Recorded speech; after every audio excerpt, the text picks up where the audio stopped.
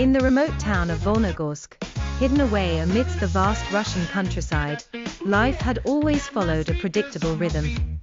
The people of Volnogorsk, humble and resilient, were long accustomed to modesty, knowing little beyond the slow hum of daily existence. However, this tranquil anonymity was disrupted as the shadow of war stretched across the land. With Russia mired in its ongoing conflict with Ukraine, a monumental change began to unfurl in the townsfolk's lives, driven by unexpected forces and the law of newfound prosperity. Dmitry, a local mechanic who had spent decades repairing tractors and cars, found himself at a crossroads. The government was offering generous financial incentives to those who enlisted in the military efforts directed toward Ukraine.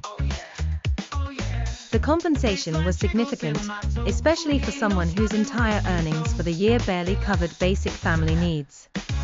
As winter loomed, bringing with it the promise of harsh weather and empty pockets, Dmitry faced a difficult decision. The tales of neighbors returning from enlistment expeditions with pockets full of cash became nursery rhymes for the townsfolk children.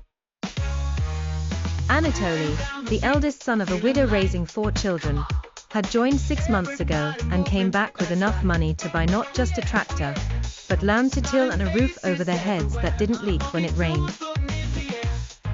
The transformation of Anatoly's family from impoverished to enviable neighbors ignited a fever of desire among many. Yet, for some, the prospect of joining meant more than financial gain. It was a chance to escape the monotony and perhaps find a sense of purpose amidst a cause bigger than Volnogorsk had ever contained.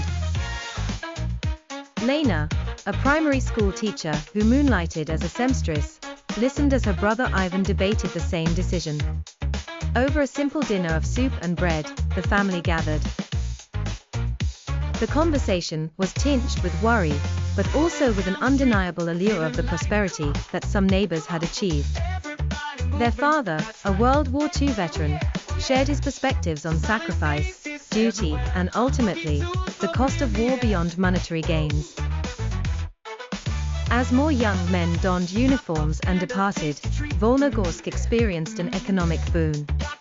Local shops thrived, new businesses sprouted, and the dusty roads bore signs of repair and activity. Yet, underneath this veneer of prosperity, lay the enduring question of what true prosperity entailed and the silent tally of losses that material wealth couldn't reconcile.